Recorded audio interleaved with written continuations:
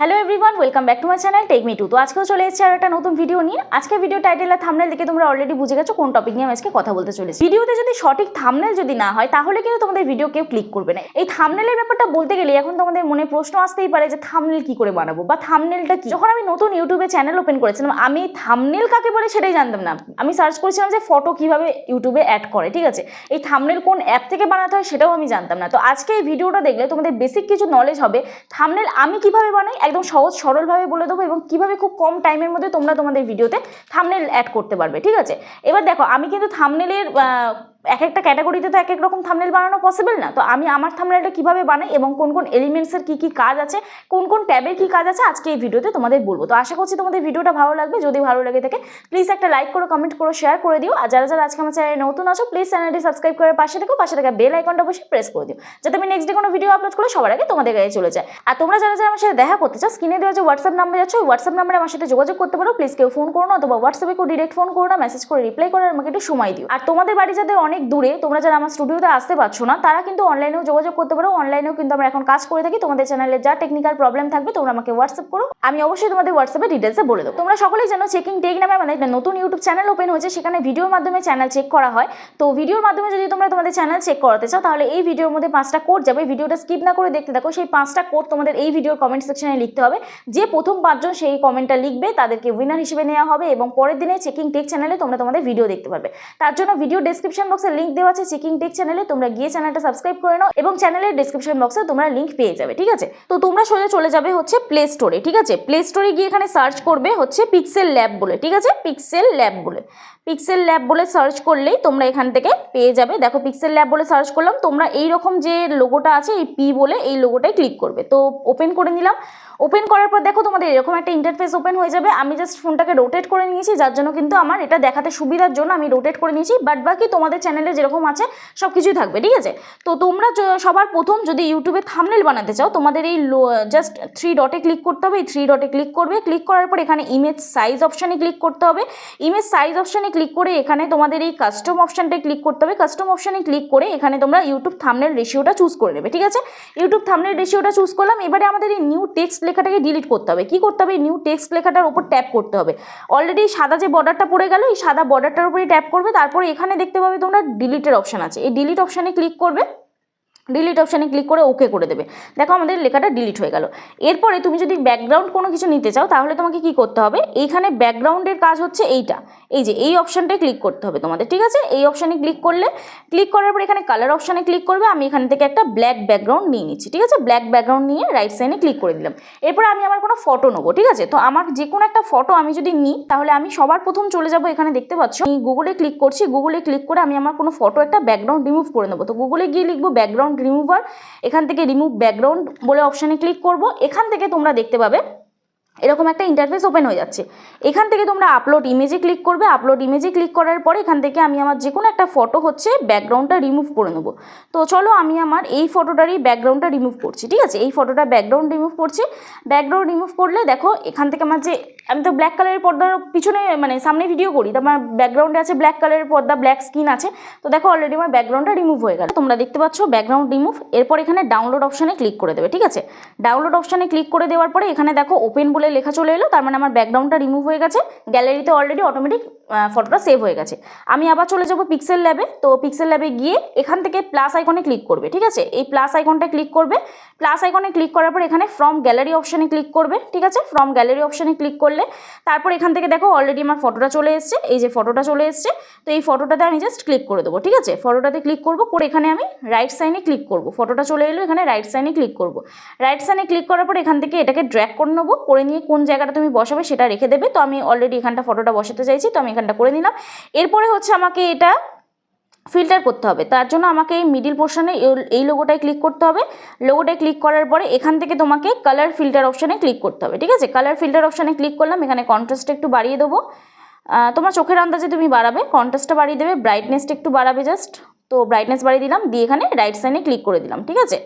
Right সাইডে click করে দিলাম। এরপরে এটাকে আমি লক করবো, না হলে এটা যে কোনো জায়গায় চলে যেতে পারে। তো লক করার জন্য আমাকে কী করতে হবে? এই অপশানটায় ক্লিক করতে হবে, ঠিক আছে। প্লাস আইকনের পাশে এই অপশানটায় ক্লিক করবো। এখানে এই যে দেখো তালা চিহ্ন মতন অপশান আছে, এই তালা চিহ্ন মতন অপশানটায় ক্লিক করবো, লক করে দিলাম। করার পর এবার আমি যদি কিছু লিখতে চাই তাহলে আমাকে আবার এটাকে ড্র্যাগ করে দিচ্ছি। এবার আমি যদি কিছু লিখতে চাই এখানে আমাকে কি করতে হবে, এখান থেকে আমাকে একটা শেপ ব্যাকগ্রাউন্ড নিতে হবে। তো আমি এইখান থেকে এই শেপ ব্যাকগ্রাউন্ডটা নিয়ে নিলাম, নিয়ে এটাকে আমি জাস্ট মুভ করলাম, প্লাস আইকনে ক্লিক করলাম। এখানটা আমি যদি কিছু লিখতে চাই লিখতে পারবে। তো যাই হোক, আমি এটার কালার চেঞ্জ করতে চাই, সেম কিন্তু আমি এই অপশানটাই আছে, এই অপশান থেকে কিন্তু আমি সেভটা নিলাম। ঠিক আছে, এখানে কালার অপশানে ক্লিক করব, এনেবেল করব। এনেবেল করার পরে এইখান থেকে আমি রাইট সাইডে ক্লিক করব, এটা রেড কালার নিলাম, এটাকে আমি এরকম বাড়িয়ে দেবো। তো বাড়িয়ে দেওয়ার পরে এরপরে এখানটা আমি টেক্সট যদি দিতে চাই তাহলে আমাকে এই অপশানে আসতে হবে। ঠিক আছে, তো এই অপশানে আসলাম, এখানে টেক্সট অপশান আছে, প্লাস আইকনে ক্লিক করবে, করে এটাকে জাস্ট ডবল ট্যাপ করবে, এখানে তোমার লেখার অপশান চলে আসবে। ঠিক আছে, তো আমি এখানটা লিখে দিই। তো এখানে দেখো একটা লেখা আমি লিখে দিলাম, আমি এটা শর্ট ভিডিও থাম্বনেল করছি। ঠিক আছে, তো এইভাবে শর্ট ভিডিও আপলোড করুন। তো এখান থেকে আমি কি করব, এবারে আমি লেখার যে ফন্টটা আছে সেটাকে চেঞ্জ করব। তো এই লেখার ফন্টটা কীভাবে চেঞ্জ করব, তার জন্য তোমাকে ফন্ট ডাউনলোড করতে হবে। এই টপিকে আমি ডিটেলসে একটা ভিডিও আনবো। তাছাড়াও তোমরা আমার টেক উইথ মি চ্যানেলে থাম্বনেল রিলেটেড যে প্লেলিস্টটা আছে ওখানের মধ্যে কিন্তু তোমরা দেখতে পেয়ে যাবে। ঠিক আছে, তো যাই হোক, চলো আমি এখানে ফন্টটা চেঞ্জ করার জন্য এবি ফন্ট এই অপশানে ক্লিক করছি, মাই ফন্টে চলে যাচ্ছি, আমার অলরেডি ফন্ট এখানে আছে। তো আমি এখানে ফন্ট যে কোনো একটা সিলেক্ট করে দিচ্ছি। তো যাই হোক, আমি এখানে এই ফন্টটা সিলেক্ট করে দিলাম। সিলেক্ট করার পরে এখানে আমি আমার যে থাম্বনেলটা আছে এটার সাথে আমি এটা অ্যাডজাস্ট করে দেবো। এখানে দেখো যতটা ব্যাকগ্রাউন্ড আছে তার সাথে অ্যাডজাস্ট করে দেবো। ব্যাকগ্রাউন্ডটা একটু ছোটো করতে হবে, যার জন্য আমি লেখাটাকে লক করছি। তারপর দেখো ব্যাকগ্রাউন্ডটাকে আমি এখানে শর্ট করে দিচ্ছি। ঠিক আছে, এইভাবে শর্ট ভিডিও আপলোড করুন। তারপরে আমি একবার নিচে আরেকটা লিখবো, এটাকেই কপি করব, এটাকেই আমি কপি করব। এই যে এখানটা জাস্ট ক্লিক করব, সিলেক্ট করে কপি করব, এটাকে নিচে চলে আসবো।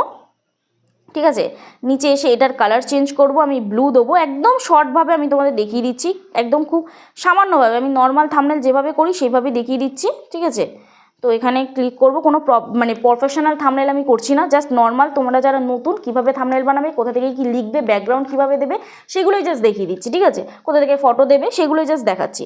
তো এইখানে আমি এই ফটোটাকে একটু বাড়াবো, যার জন্য আমাকে কী করতে হবে, ফটোটাকে একটু বাড়িয়ে দিতে হবে। ঠিক আছে, এই ফটোটাকে আমি জাস্ট একটু বাড়িয়ে দিলাম, দিয়ে এটাকে লক করে দেবো। দিয়ে আমি আবার এই লেখাটাকে কপি করব। ঠিক আছে, এই অপশানে যাব, কপি করব, এখানে লেখাটাকে দিয়ে দিলাম। তো এখানে আরও একটা লেখা দিয়ে দিলাম আমি, দিয়ে এবার এটাকে আমি ছোট করে দেবো।